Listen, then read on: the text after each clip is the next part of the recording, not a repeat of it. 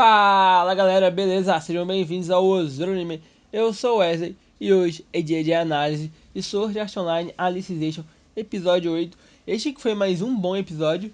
Esse Sword Art Online está sendo muito bom, como eu já esperava, e provavelmente está superando e surpreendendo várias expectativas, né? Então vamos lá falar desse episódio no qual o Eugeo foi o cara do episódio.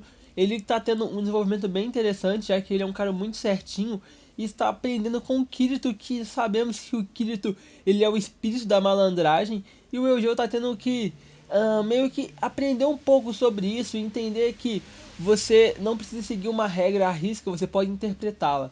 No começo do episódio foi interessante que nós vimos que o Kirito contou ao Eugeo como que funciona você utilizar a sua motivação para ficar mais forte, sabe? E ele dá exemplo de alguns personagens, fala que eles têm motivações e isso faz com que a espada deles fique mais forte.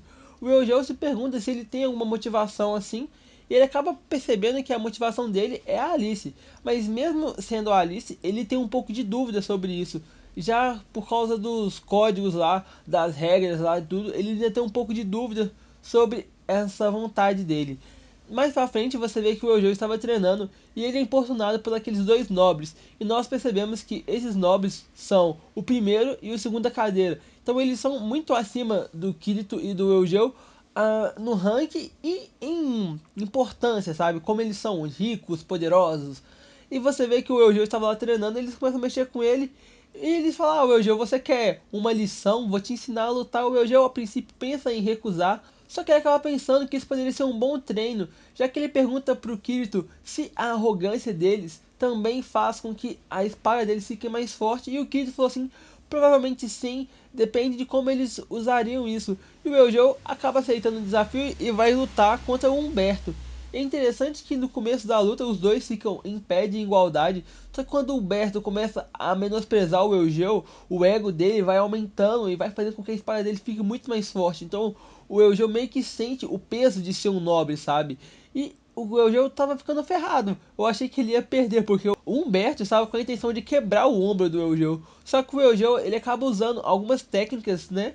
E conseguir desviar. E ele estava no contra-ataque até que o outro nobre, que é o primeira cadeira, decidiu dar a luta como empate. O Kirito e o Eugeo, eles conversam sobre isso e eles pensam que é bem provável que o primeiro e a segunda cadeira, eles fazem coisas que não desrespeitam e não quebram as regras, mas eles fazem coisas que são antiéticos, sabe?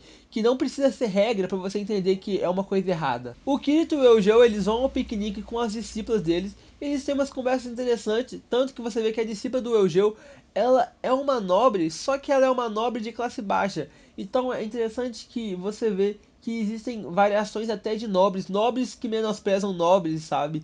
E você vê que ela sofre um pouco com isso, mais pra frente conta mais um pouco sobre ela. Mas tem uma outra coisa que é interessante que nesse episódio, o Kirito, ele meio que fala pro Eugeo ficar de boa. Isso foi interessante porque é uma coisa que você pensa que inteligência artificial provavelmente não teria esse tipo, fique tranquilo, fique de boa. E o Kirito tá tentando ensinar isso pro Eugeo. E é interessante você ver essa interação do Kirito com o Eugeo, porque o Eugeo, ele é muito assim com as regras, sabe?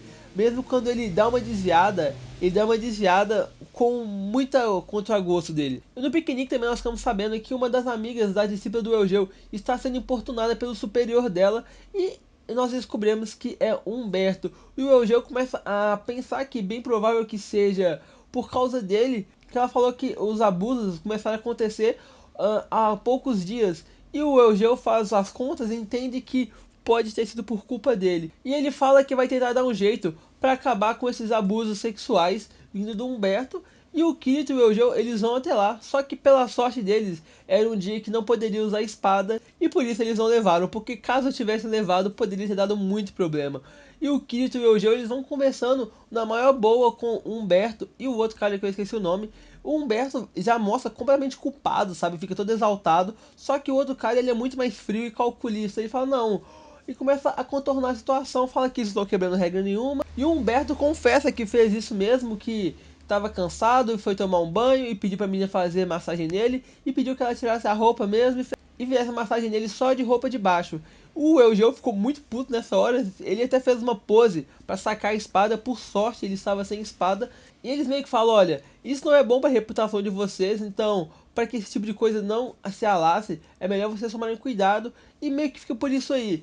Eu acho que eles já deveriam ter relatado, mas eles sabem que caso eles relatem logo de cara, poderia gerar problemas tanto para eles, tanto para as garotas, né? Então deve ter sido por isso o motivo, já que eles são muito influentes. E depois disso, você vê que o Eugeo fica um pouco frustrado. O Eugeo vai conversar com a subordinada dele, explica para ela a situação, fala que eles tentaram resolver e que é bem provável que seja resolvido. E ele fala que gostaria de conhecer a menina pessoalmente para pedir desculpa, já que pelo fato dele ter empatado com o Humberto desencadeou tudo isso e ele gostaria de resolver isso com ela. E é interessante que logo depois disso, a subordinada do Eugeo começa a desabafar com ele, fala que como ela é uma nobre de classe inferior, ela é bem provável que assim que ela formar, ela vai ter que se casar com um nobre de igual ou superior a ela em classe econômica, sabe? E ela fala que tá com muito medo disso, que ela tem medo de casar com alguém que seja parecido com o Humberto, sabe? Que faça mal a ela. E ela peça para que o Eugeo, se ele for campeão lá do torneio que vai ter das espadas, que eu fiquei empolgado para isso agora, que ele peça ela em casamento. O Eugeo começa a pensar, sabe? Ele fala que assim que ele for campeão, ele vai lá vê-la, mas ele não fala que vai pedir ela em casamento. Porque se o Eugeo for campeão, ele pode ser considerado um nobre superior a ela e ele poderia conseguir casar com ela, mas a motivação do Eugeo é Alice. É interessante que rola até um contato físico entre os dois. Eu gostei disso, sabe? Uma personagem nova, assim, uma personagem feminina, já dando uma importância. Eu espero que ela não seja só um rostinho bonito, que ela consiga exercer funções de batalha também, porque é muito importante não deixar garotas serem só interesses amorosos, sabe? Eu gostei desse episódio. Realmente, eu acho que o Eugeo tá tendo um desenvolvimento muito interessante. O Kirito faz com que ele tenha muitos conflitos internos, mesmo sem ele perceber que o que está acontecendo com ele é pelo fato dele estar na companhia do Kirito. Eu estou interessante para ver esses nobres. Eu achava que eles eram fracos, mas pelo contrário, eles são bem fortes. Mas eu acho que eles não são páreos para o Kirito. E o Eugeo se mostrou bem forte contra o Humberto também. Então é isso aí, galera. Se vocês gostaram, deixa o like. Não esqueça de assistir aos outros vídeos. Comentem, compartilhem. E semana que vem tem mais. Até a próxima. Valeu, fui!